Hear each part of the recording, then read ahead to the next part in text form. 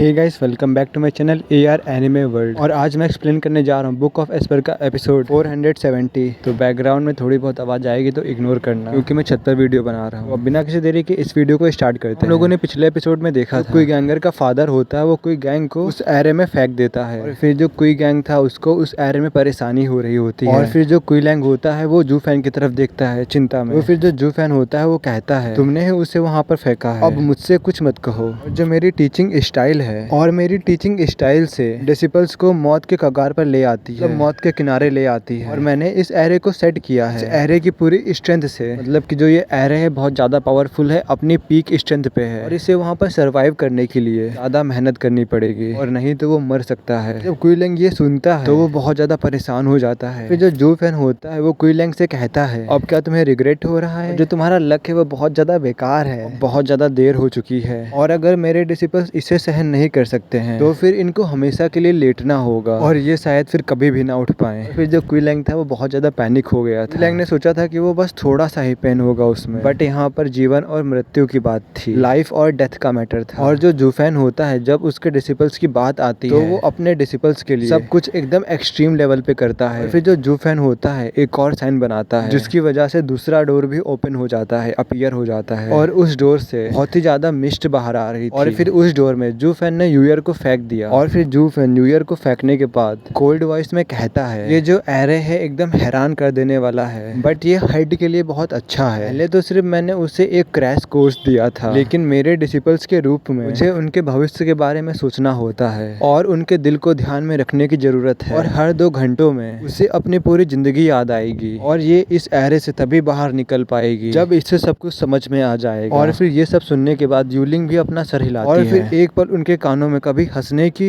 और कभी रोने की आवाज, और वो आवाजें यूयर की आ रही थी। इसी तरह पूरा 1 महीना बीत गया और दोबारा से कंपटीशन का टाइम फिर से आ गया और जो एल्डर्स थे वो अपनी अपनी सीट्स पे बैठे हुए थे और जो जीवोये थे वो भी अपनी सीट पे बैठे हुए थे, वो भी अपने थ्रोन पे बैठे हुए थे। सब कुछ वैसा था जैसा पहले वाले कंपटीशन में था और वही सभी डिसिपल्स थे जो पहले थे, बस वहाँ पर 2 लोग मिसिंग थे। और फिर वहाँ पर जो मैचेस थे वो स्टार्ट हो गए थे। 3rd रिंग में 5th मैच कुईलैंग का था, 2nd रिंग में जो 6th मैच था वो लियो जो का था। वहाँ पर बहुत सारे मुक्कों की आवाज आ रही थी और जो जज था वो अपने डिसीजन सुनाते जा रहा था। और जो वेनरेबल सी थे वो ग्रैंड एल्डर की तरफ देखते हैं और कहते हैं जो गुई हु है वो यहाँ पर क्यों नहीं है, क्या उसने अपनी जगह छोड़ दी है? और जो ग्रेट एल्डर थे वो बहुत ज्यादा शांत थे और उतने शांत वो कभी भी नहीं रहे। और जो जीव ये थे वो भी सस्पिशियस थे उनके एटीट्यूड को देख के। और जो जू फैन था उसने इनके डिसिपल को बहुत ज्यादा डरा दिया, इसकी वजह से वो वापस चला गया। जो और लोग वहाँ पर थे वो लोग और भी ज्यादा सस्पिशियस हो रहे थे और वो लोग कह रहे थे कि जो गुई हु है वो मेन सीड है, वो इलाइट डिसिपल आसानी से बन सकता है। और आखिरकार एल्डर ने उसे वापस जाने को क्यों कहा और आसपास जितनी भी सस्पिशियस थी वो चली गई थी और जो मैचेस थे वो ओवर हो गए थे, मतलब जो कंपटीशन था वो खत्म हो चुका था और जो इलाइट डिसिपल्स की जगह थी वो भर चुकी थी। और जो जीवोये थे उनका मूड बहुत ज्यादा बेकार था और वो कहते हैं ये पिछली बार से बहुत ज्यादा बेकार है। और जो वेनरेबल सी थे वो कहते हैं पिछली बार तुमसे किसने कहा था बंद करने के लिए और अब आपके पास एक इलाइट डिसिपल कम है। हा सेक्ट लीडर, जो तुम डिजर्व करते हो वो तुम पा चुके हो। और जो ओल्डीज थे वो भी कहते हैं वो जो दोनों सॉफ्टीज थे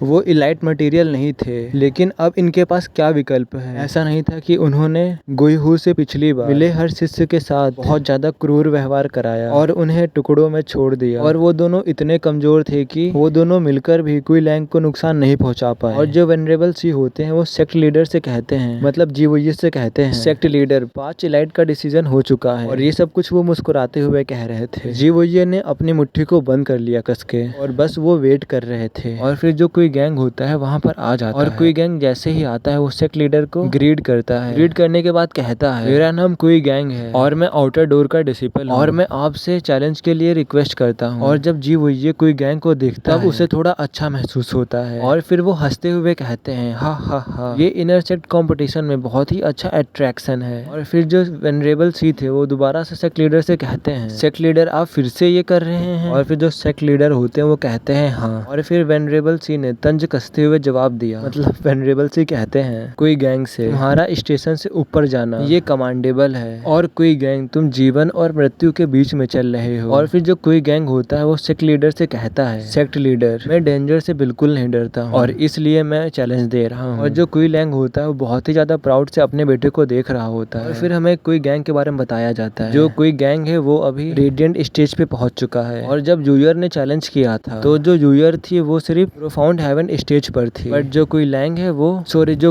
है वो रेडिएंट स्टेज पर। जो जीव ये होते हैं वो सोचते हैं। जो जू फैन है उसने एक बार फिर से कर दिखाया। उसने एक बार फिर से 3 महीने में एक एक्सपर्ट खड़ा कर दिया और फिर कोई गैंग से कहते हैं तुम्हारा अपोनेंट कौन होगा, तुम उससे चुन सकते हो। और फिर जो कोई गैंग होता है वो कहता है मैं चैलेंज करना चाहता हूँ सीनियर ब्रदर लियो जू को। और फिर लियो जो होता है वो कोई गैंग को मॉक करते हुए कहता है एक अभी अभी रेडिएंट स्टेज में पहुंचा हुआ लड़का मुझे चैलेंज करना चाहता है और क्या तुम सोचते हो कि मैं हूँ मेयर हूँ और मैं आसानी से हार जाऊंगा। हम दोनों के बीच में 5 लेयर का डिफरेंस है और मैं पूरी तरीके से तैयार हूँ तुमसे फाइट करने के लिए। और फिर जो लियो जू का हैंड होता है वो चमकने लगता है। फिर उसके हाथ में एक स्कारलेट ब्रश अपीयर होता है और फिर जो लियो जू की बॉडी होती है उसके ऊपर जो आर्मर होता है वो अपीयर हो जाता है और फिर से जो सभी वेनरेबल्स और एल्डर्स होते हैं वो हैरान हो जाते हैं। और फिर जो एल्डर्स होते हैं वो कहते हैं 8th ग्रेड डिमोनिक ट्रेजर जिसे कि हेवन लीडिंग ब्रश भी कहते हैं, 7 ग्रेड का demonic treasure flowing light cloud armour. फिर जो ये भी सब कुछ देख के थोड़ा सा हैरान हो जाते हैं। और जो वेनरेबल सी होते हैं वो हंसते हुए कहते हैं सेक्ट लीडर से सेक्ट लीडर आप जो है बहुत ज्यादा काइंड और इस कंपटीशन में कोई क्या कर सकता है जब कंपटीशन स्किल का ना होकर के वेल्थ का हो और मैं अपने डिसिपल्स के लिए इतना तो कर ही सकता हूँ। और जो जीव ये होते हैं वो कोई गैंग की तरफ देखते हुए अपने मन में सोचते हैं अगर कोई गैंग भी यूयर की कॉपी करेगा तो फिर वो लियो जू से नहीं जीत पाएगा क्योंकि जो लियो जू है इससे बहुत ज्यादा पावरफुल है,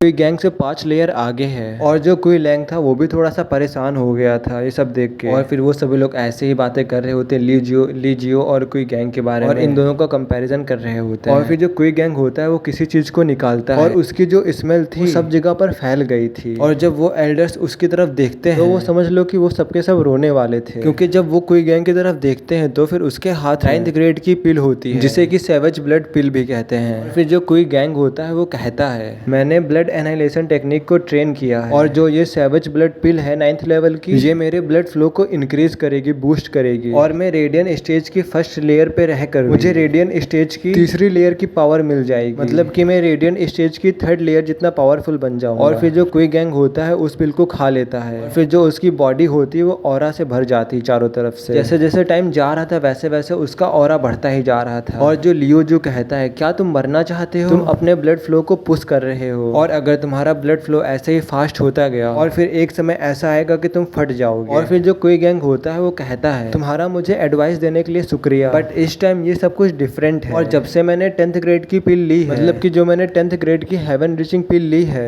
और उसने मेरी बहुत हेल्प की और उसकी वजह से मुझे कुछ भी नहीं होगा। और जो एल्डर्स और जो वेनरेबल थे वो सिर्फ कोई गैंग को ही देख रहे थे और फिर वो सभी एल्डर्स और जो वेनरेबल होते हैं वो कहते हैं जो हेवन रीचिंग पिल है हम लोगों को एक बार भी नहीं मिली और ये लड़का ऐसी ब्लेसिंग्स को एंजॉय कर रहा है। और फिर सभी एल्डर्स ऐसी ही बात कर रहे होते हैं और फिर तभी जो कोई गैंग होता है उसकी बॉडी के ऊपर 9th grade demonic treasure armour आ जाता है। जो ये आर्मर है ये 9th ग्रेड का डिमोनिक ट्रेजर है जिसे कि ब्लड शैडो क्लाउड स्ट्राइडर्स कहते हैं। और फिर जो कोई गैंग होता है वो अपने न्यू शूज को भी दिखाता है जो कि प्रैक्टिकली कोई गैंग के लिए बने हुए थे और वो शूज कोई गैंग की मूवमेंट को इंक्रीज कर देंगे। और फिर कोई गैंग लियो जू से कहता है और लियो जू आपको थोड़ा सा दिक्कत होगी मेरे मूवमेंट्स को ट्रैक करने में। और फिर जो कोई गैंग होता है वो कहता है इनके बारे में मत भूलना, पहला ब्लड डीमन आर्मर, दूसरा ब्लड सी बैनर, तीसरा वर्ल्ड पियर्सिंग क्लॉ। और कोई गैंग के राइट हैंड में ब्लडी बैनर था और लेफ्ट आर्म में रेड क्लॉ था और इन सभी डिमोनिक ट्रेजर्स में बहुत ज्यादा ग्रेट पावर्स थी। और जब लियो जो ये सब कुछ देखता है उसका जो दिमाग था वो बाहर आ गया था और जो वेनरेबल सी थी ये सब कुछ देख के तो एक जगह खड़े ही हो गए थे और जितने भी बूढ़े लोग थे वहां पर मतलब एल्डर्स और वेनरेबल वो सब लोग भी कुछ नहीं बोल रहे थे और पूरा का पूरा डीमन स्कीमिंग सेक्ट देख रहा था। उन सभी के होश उड़ गए। मैंने यहाँ पर 2 चैप्टर्स को कंप्लीट कर दिया है और जो नेक्स्ट वीडियो होगी वो कल आएगी, उसमें थोड़ा सा टाइम लगेगा क्योंकि थोड़ी सी लंबी वीडियो होगी तो फिर थोड़ा सा वेट करना। और मैंने एक नया मानवा स्टार्ट किया है तो उसको देखो जाके और बताओ कि मुझे उसको एक्सप्लेन करना चाहिए कि नहीं करना चाहिए। मैंने उसको पढ़ा तो मेरे को वो अच्छा लगा, इसके चैप्टर्स भी धीरे धीरे रिलीज हो रहे हैं और मेरे को तो वो अच्छा लगा। और तुम लोग बताओ कि मुझे उसे एक्सप्लेन करना चाहिए कि नहीं करना चाहिए। तो फिर अब मिलते हैं नेक्स्ट वीडियो में, तब तक के लिए बाय बाय।